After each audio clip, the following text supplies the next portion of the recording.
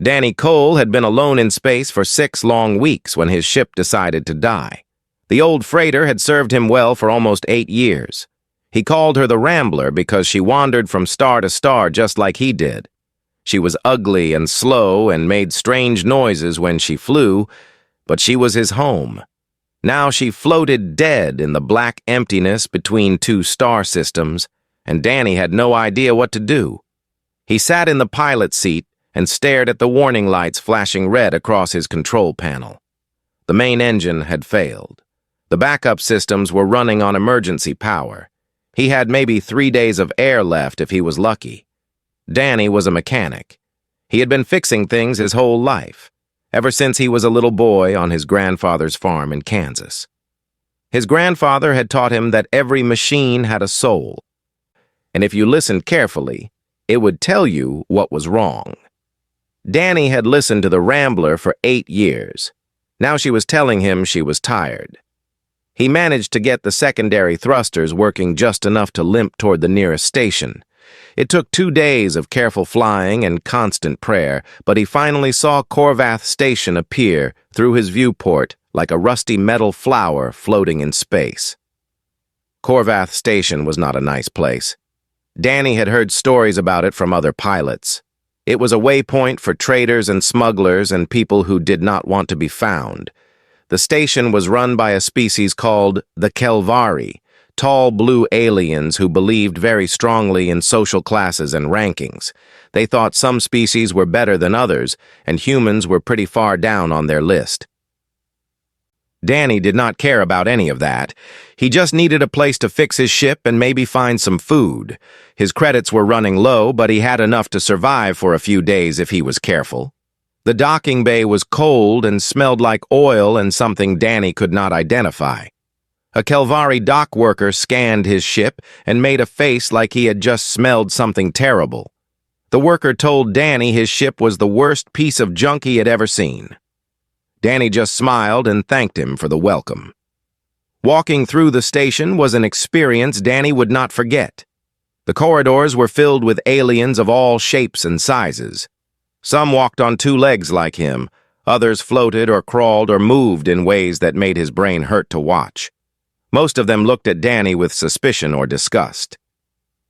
A few did not bother hiding their contempt. Humans were new to space. They had only been traveling between stars for about 100 years, which was nothing compared to species that had been doing it for thousands. Most aliens saw humans as primitive, dangerous, and unpredictable.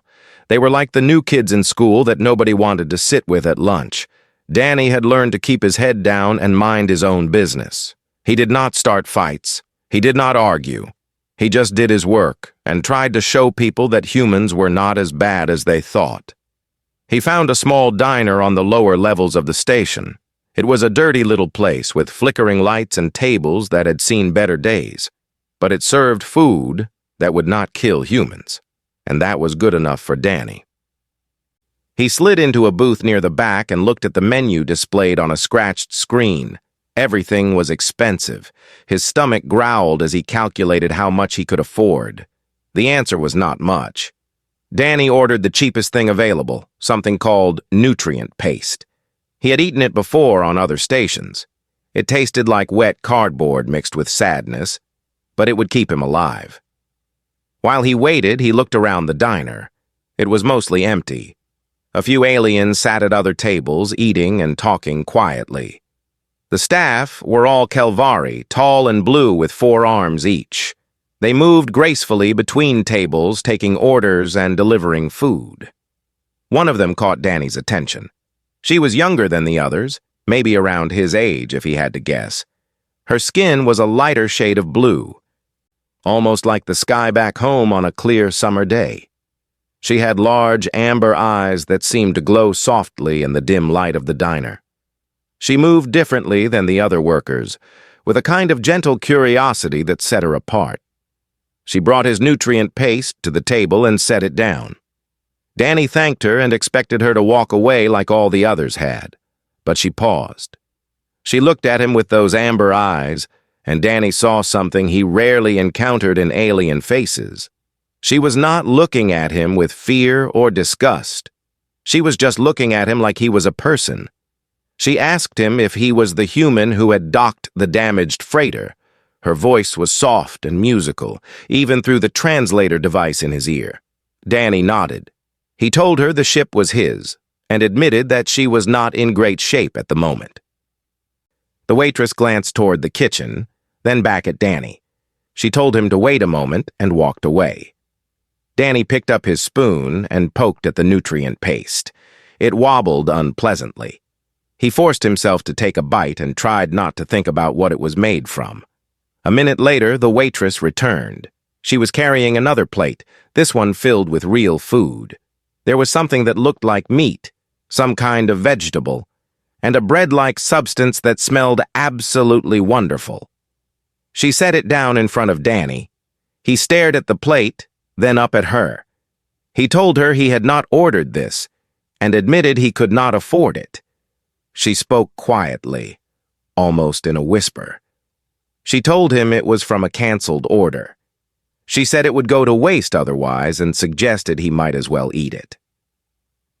Danny knew she was lying. The food was fresh and hot, clearly just prepared, but he was so hungry and she was being so kind. He did not have the heart to refuse. He thanked her, and he meant it with every part of his soul. She smiled at him. It was a small smile, barely visible, but it was real. Then she walked away to serve another table. Danny ate slowly, savoring every bite. The food was delicious, the best thing he had tasted in months. As he ate, he watched the young waitress work. The other Kelvari staff treated her coldly, giving her the worst tasks and speaking to her in sharp tones. She bore it all with quiet dignity. Danny did not know her name. He did not know her story. But in that moment, in that dirty little diner on a station full of people who hated him, she had shown him kindness. And Danny Cole was not the kind of man who forgot kindness. He finished his meal and left the diner, heading back to the docking bay to start the long work of fixing his ship. But his mind kept returning to the young waitress with the amber eyes. He would come back tomorrow, he decided, and the day after that. He wanted to thank her properly, to learn her name, to understand why she had been kind to a human when nobody else would. Danny had no idea that this simple decision would change everything. Danny returned to the diner the next day, tired and covered in grease from working on his ship. The Rambler needed a lot of repairs. The main engine was shot, the fuel lines were cracked, and half the electrical systems had burned out during the emergency landing. Danny had spent the whole day crawling through tight spaces and cutting his hands on sharp metal edges. He needed parts he could not afford and tools he did not have. But when he walked into that little diner and saw the young waitress with the amber eyes, he felt a little bit better. She saw him too. She gave him that same small smile from the day before and pointed to an empty booth near the back. Danny sat down gratefully, his muscles aching from the hard work. He ordered the nutrient paste again. It was all he could afford. A few minutes later, she came to his table. She was carrying 2 plates. One had the gray nutrient paste. The other had a hot meal with steam rising from it, filling the air with a wonderful smell. Danny started to protest, but she shook her head gently. She told him this one was from a table that sent it back. She said it was still good and that it would just get thrown away. Danny looked at the food. It was perfectly prepared, not a single bite taken from it. He knew she was lying again, but he was so hungry and she was being so kind. He accepted the plate and thanked her quietly. She told him her name was Lyra. Danny introduced himself. He told her he was just a mechanic trying to fix his ship. Lyra sat down across from him just for a moment. She glanced around to make sure the manager was not watching. Then she asked him about his ship. She asked where he was from and what Earth was like. Danny found himself talking more than he had in months. He told her about Kansas, about the flat fields of wheat that stretched to the horizon, about the blue sky that went on forever, about the smell of rain on dry soil. He told her about his grandfather's farm and how he had learned to fix tractors and cars and anything else with an engine. Lyra listened with genuine interest. Her amber eyes grew wide when he described birds flying through clouds, and she laughed softly when he explained the concept of snow. She had never seen any of these things. She had lived on space stations her whole life. Danny asked her about herself, but Lyra was more careful with her answers. She told him she was a lower worker at the diner. In Kelvari society, everyone had a rank. Your rank determined what jobs you could have, where you could live, and who you could talk to. Lyra's rank was near the bottom. She could only work in places like this, serving food to people who looked down on her. Danny asked her why she was being so kind to him. He pointed out that most Kelvari would not even look at a human. Lyra was quiet for a moment.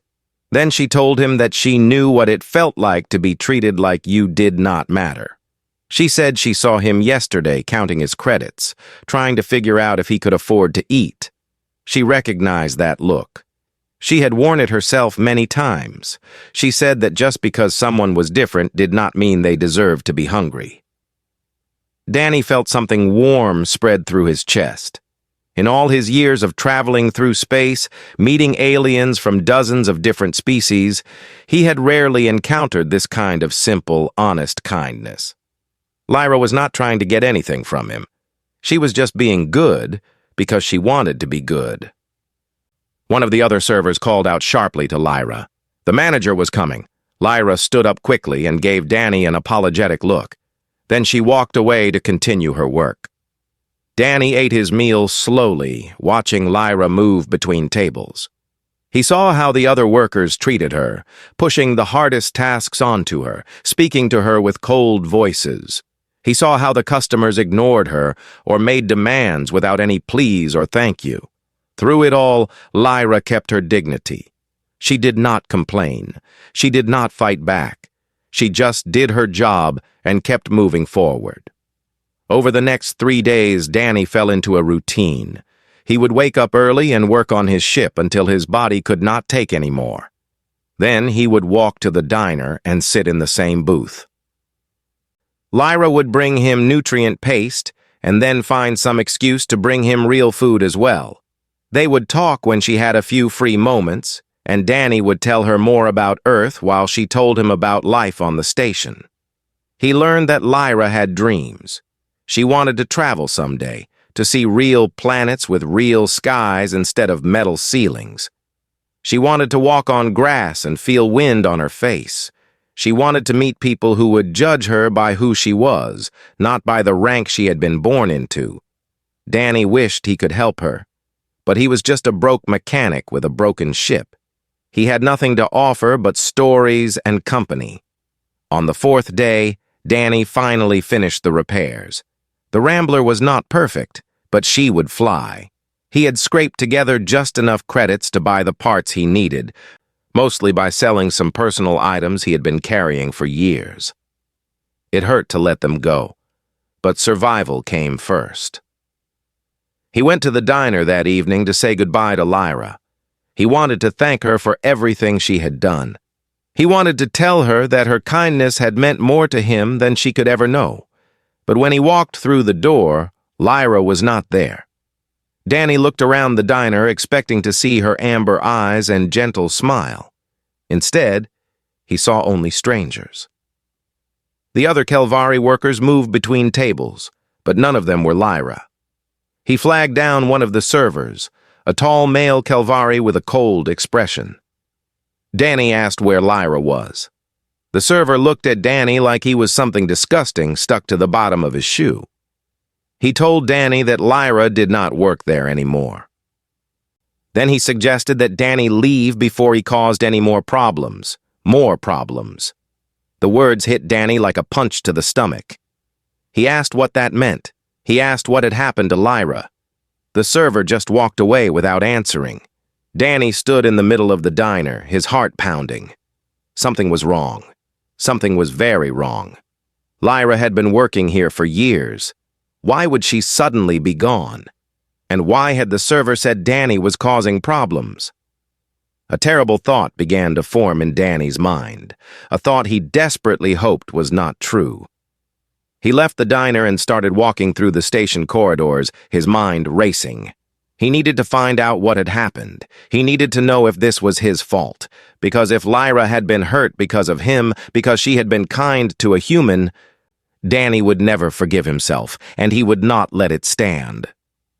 Danny walked through the corridors of Corvath Station with a heavy weight in his chest. He did not know where Lyra lived. He did not know who her friends were or where she might have gone. All he knew was that something bad had happened, and he was probably the reason why. The station was a maze of metal hallways and flickering lights. Danny had spent enough time here to learn some of the layout, but there were still many areas he had never visited. He decided to start with the places he knew and work outward from there. His first stop was a small repair shop near the docking bay. It was run by an old alien named Gort, a Gorvathi with gray skin and 6 tiny eyes that seemed to see everything at once. The Gorvathi were known across the galaxy for 2 things. They were excellent engineers, and they loved to gossip. If something had happened on the station, Gort would know about it.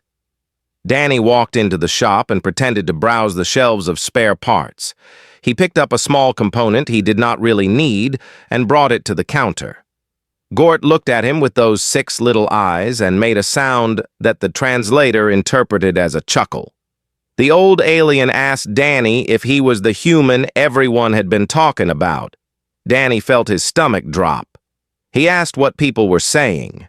Gort leaned forward, clearly enjoying the chance to share some gossip.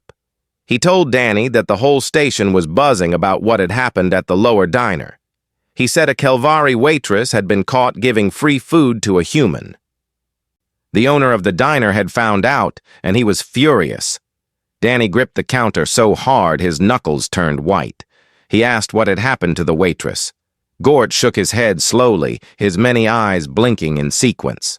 He explained that the owner's name was Vorath, and that Vorath was not just any Kelvari. He was an overseer, one of the highest ranks in their society. He owned many businesses on the station and had connections to the Kelvari Community Council. When Vorath discovered that Lyra had been giving free food to a human, he did not simply fire her. He reported her to the council for violating the sacred hierarchy. In Kelvari culture, this was a serious crime. It was not just about the food. It was about a lower-ranked individual showing preference to a species that the Kelvari considered even lower. Danny felt sick. He asked what the punishment was. Gort's expression became grim. He told Danny that Lyra had been stripped of her work status. Without work status, no business on the station would hire her. Without a job, she could not pay for her housing pod. Without housing, she would be expelled from the station within the week. Expelled, thrown out into space with nothing. No ship, no credits, no way to survive, all because she had given food to a hungry human. Danny thanked Gort and paid for the component he did not need. Then he walked out of the shop and stood in the corridor, his hands shaking at his sides. He had spent years traveling through space, meeting aliens who looked at him like he was worthless. He had swallowed insults and ignored cruel treatment because he wanted to prove that humans were better than that. He wanted to show the galaxy that his species was kind and patient and worthy of respect. But there were limits to patience. There were lines that should not be crossed. Lyra had done nothing wrong. She had shown kindness to someone who needed it. That was not a crime. That was basic decency. And now she was going to lose everything because of it. Danny thought about his grandfather back on Earth. The old man had taught him many things about fixing engines, but he had also taught him about right and wrong. He used to say that the measure of a person was not how they treated those above them, but how they treated those below them. Real strength was not about power. It was about standing up for people who could not stand up for themselves. Danny had always tried to live by those words, but he had also been afraid. Afraid of causing trouble, afraid of making things worse for humans in the galaxy, afraid of confirming all the terrible things aliens believed about his species. He was not afraid anymore. Something had changed inside him. The weight in his chest was still there, but it had transformed into something else. It was not sadness anymore. It was anger, cold, focused anger that burned like a star going supernova. Danny walked back toward the docking bay, but he did not go to his ship. Instead, he went to the public terminal and started searching for information. He needed to know more about Vorath. He needed to understand his enemy. What he found was interesting. Vorath was wealthy and powerful, but his wealth came from trade. He owned businesses that depended on moving goods across the galaxy. His ships needed fuel, and fuel efficiency was one of the most important factors in interstellar commerce. Even small improvements in engine efficiency could mean millions of credits over time. Danny thought about his ship, the Rambler. She was old and ugly, but she had one advantage that most people did not know about. Her engines were modified with a special device that his grandfather had invented decades ago back on Earth. It was called a catalytic fusion stabilizer, and it could triple fuel efficiency while reducing maintenance needs by 80%. Danny's grandfather had been a genius with engines, just like his grandfather before him. The stabilizer was a family secret, passed down from generation to generation. Danny had installed one in the Rambler years ago, and it was the reason his broken-down freighter could still fly when ships twice her age had fallen apart. The technology was not in any galactic database. Humans were considered so primitive that nobody had bothered to catalog their backyard inventions. The Galactic Union had records of human military ships and commercial vessels, but they had no idea what a Kansas farm boy might have learned from his grandfather.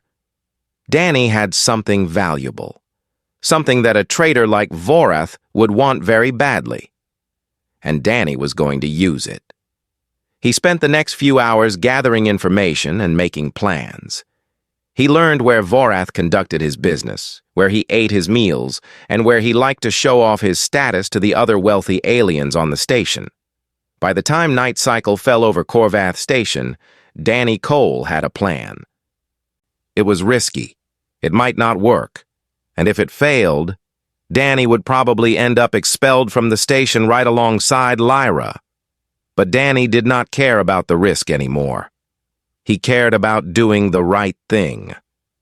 Tomorrow, he was going to walk into Vorath's finest restaurant and give the arrogant Kelvari a lesson in human stubbornness. Danny smiled grimly as he lay down in his bunk aboard the Rambler.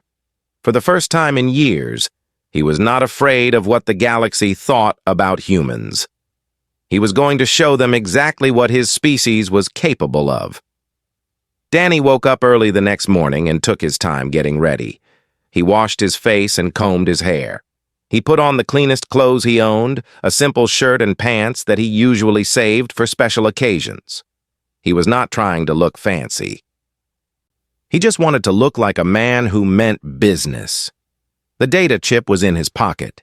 He had spent half the night copying the schematics for the catalytic fusion stabilizer onto it, checking every detail to make sure the information was complete. This chip was his weapon.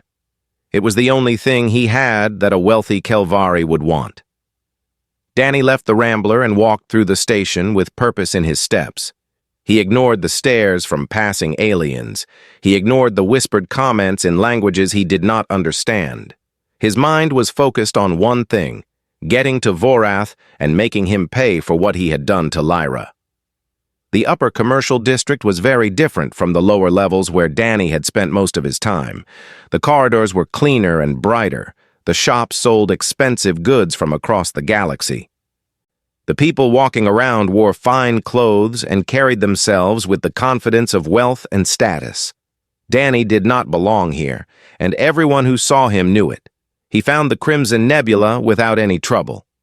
It was exactly the kind of place he expected Vorath to own, a fancy restaurant with tall windows and soft lighting and tables filled with important-looking aliens.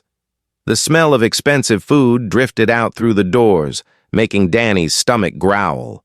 A Kelvari host stood at the entrance, tall and proud in his formal uniform. When he saw Danny approaching, his expression shifted from polite to disgusted in an instant. The host stepped forward to block Danny's path.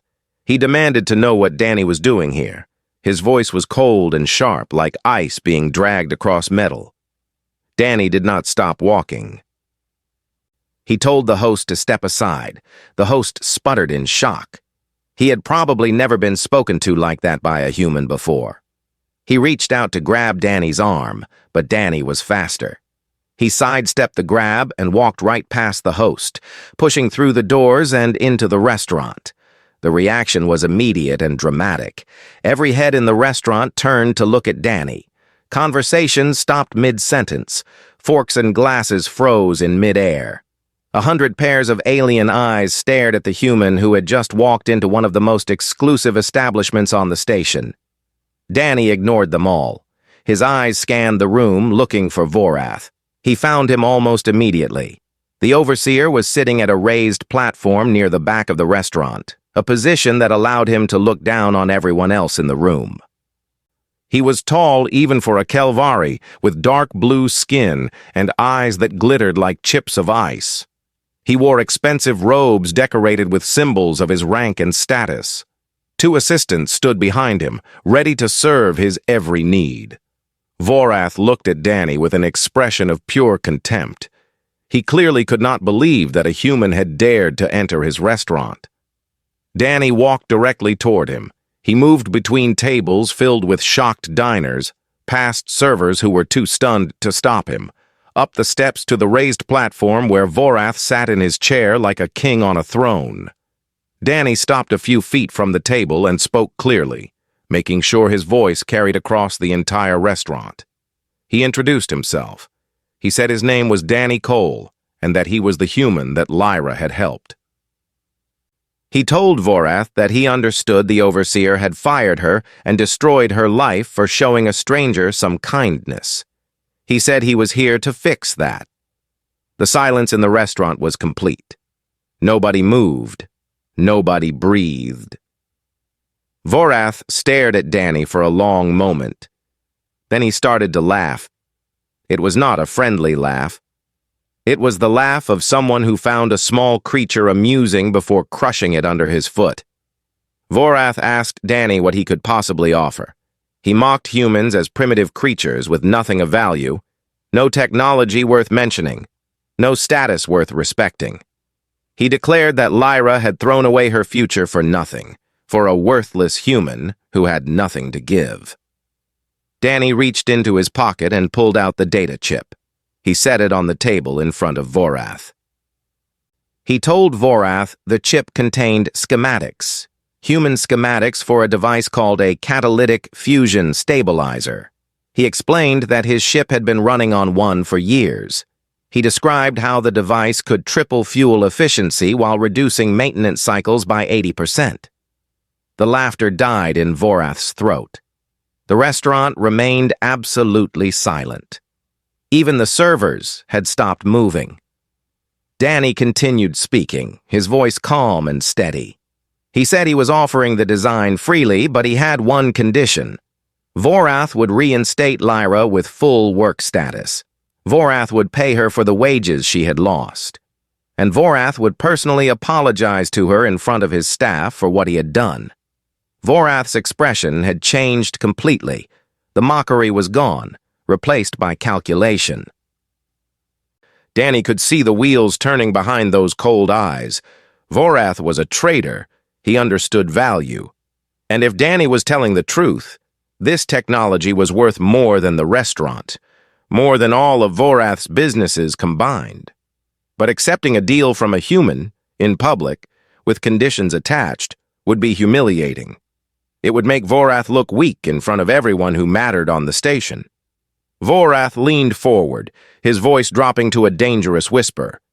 He accused Danny of bluffing. He insisted that humans had no technology the Galactic Union had not already cataloged. He said Danny was lying to save a worthless waitress. Danny smiled. It was not a friendly smile. He reminded Vorath that humans had only been in space for about 100 years. He pointed out that the Union had cataloged human military ships and commercial vessels, the big, important things. He asked if anyone had ever bothered to check what a Kansas farm boy might have learned from his grandfather about making old engines run forever. Danny tapped the data chip with one finger.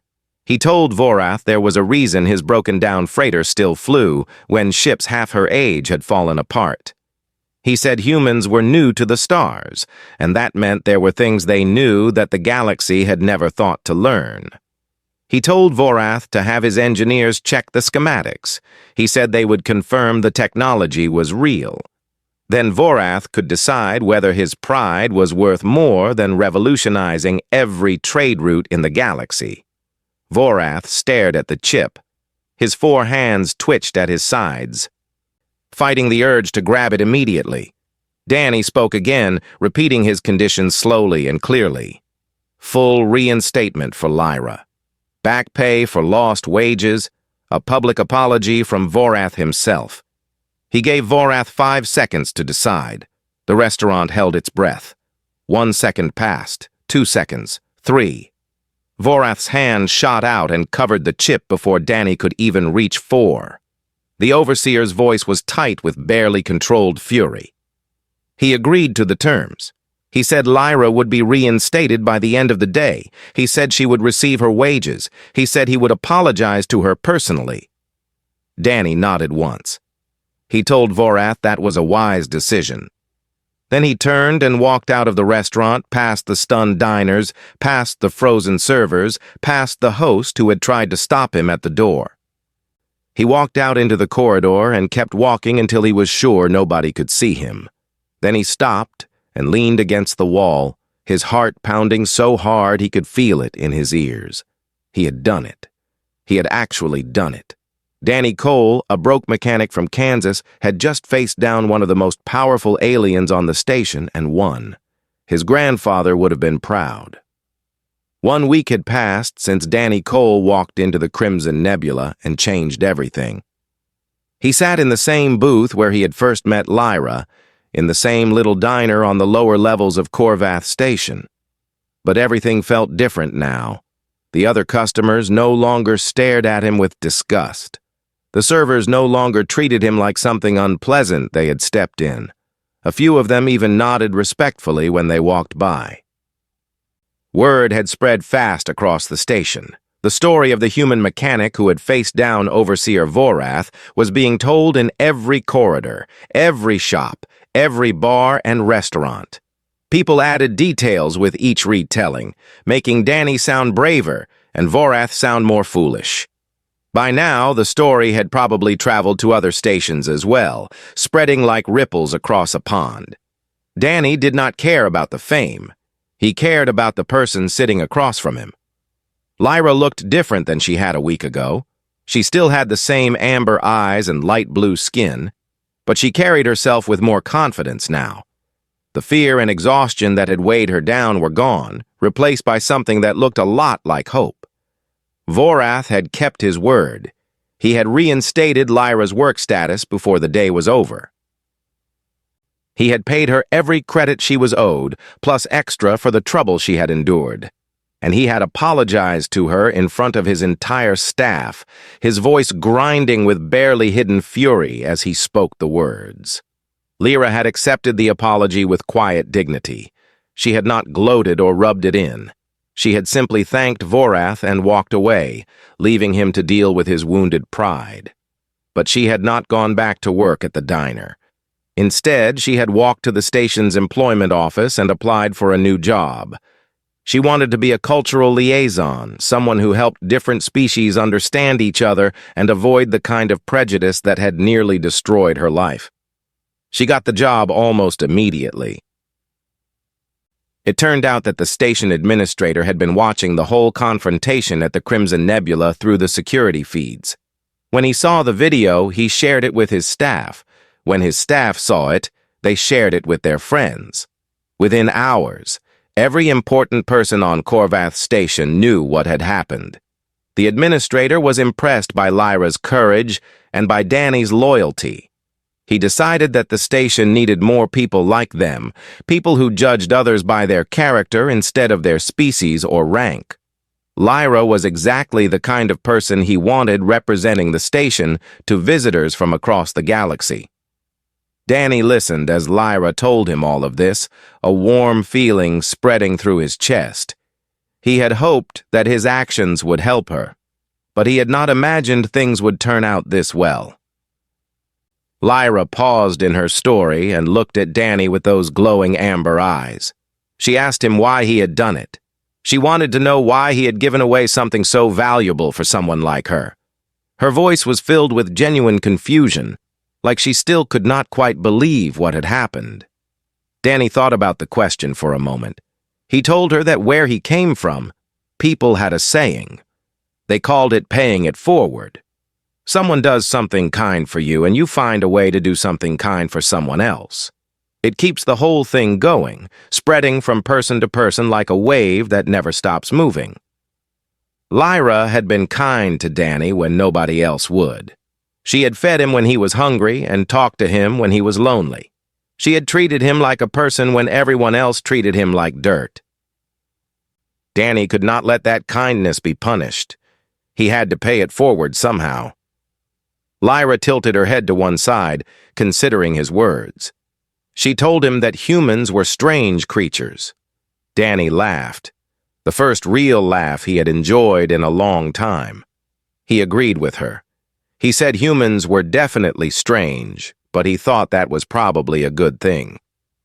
They sat together in comfortable silence for a while, watching the other customers come and go. The diner was busier than Danny had ever seen it. Word of what had happened here had brought in curious visitors who wanted to see the place where the famous human had first met the waitress he had saved. Finally, Danny stood up. His ship was fixed and restocked.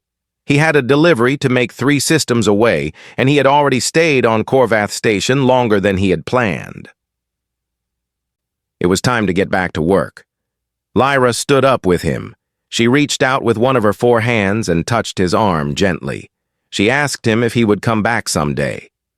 Danny looked around the diner, then out at the station beyond. He thought about everything that had happened here, the bad and the good. He thought about how this place had shown him both the cruelty and the kindness that existed in the galaxy. He told Lyra he would definitely come back. He said she could count on it. Lyra smiled, a real smile that lit up her whole face. She told him she would hold him to that promise. Danny walked out of the diner and headed toward the docking bay. As he moved through the corridors, he noticed something strange. People were stepping aside to let him pass. Some of them nodded in greeting. A few even smiled. He passed a group of young Kelvari who looked at him with something like respect in their eyes. One of them spoke to the others in a voice that Danny's translator picked up clearly. The young alien was telling his friends about the human mechanic who had stood up to Overseer Vorath, the one who had proved that humans were not as worthless as everyone thought. Danny kept walking, but he felt something shift inside him. For years he had tried to change how aliens saw humans by keeping his head down and avoiding trouble. He had thought that if he was patient enough and quiet enough, people would eventually realize that his species deserved respect. He had been wrong. Respect was not given to people who stayed quiet. Respect was earned by people who stood up for what was right, even when it was dangerous, even when it was hard. Danny had not changed any minds by being invisible. He had changed minds by being visible, by showing the galaxy what a human was willing to do for a friend. The Rambler was waiting for him in the docking bay, looking a little better than she had a week ago. Danny had used some of the credits he had saved to buy new parts and make some repairs he had been putting off for months. She was still old and ugly, but she was his home, and he loved her. He climbed into the pilot seat and started the engines. The familiar hum filled the cockpit, and Danny felt himself relax. He was back where he belonged, among the stars, with the endless black of space stretching out before him. As the Rambler lifted off from Korvath Station and turned toward the distant stars, Danny thought about his grandfather one more time. The old man had always told him that the measure of a person was not how they treated those above them, but how they treated those below them. Danny had lived by those words his whole life, but now he understood them in a new way. The galaxy was full of species who thought they were better than everyone else. They ranked each other based on technology and wealth and power, and they treated anyone below them like garbage. They had done it to humans, and they had done it to Lyra, and they would keep doing it to anyone who did not fight back. But Danny had fought back. He had shown them that humans would not accept being treated like nothing. He had shown them that kindness mattered, that loyalty mattered, that standing up for your friends mattered more than any ranking or status or social class. And maybe, just maybe, he had started something that would spread beyond Korvath Station. Maybe the story of the human mechanic and the Kelvari waitress would make other people think twice before judging someone based on their species. Maybe it would inspire others to stand up for what was right. Danny did not know if he had changed the galaxy, but he had changed one life, and that was enough. He set a course for his next destination and leaned back in his seat, watching the stars stream past his window like rivers of light. The galaxy was vast and strange and sometimes cruel, but it was also full of possibilities, full of people like Lyra who just needed someone to give them a chance.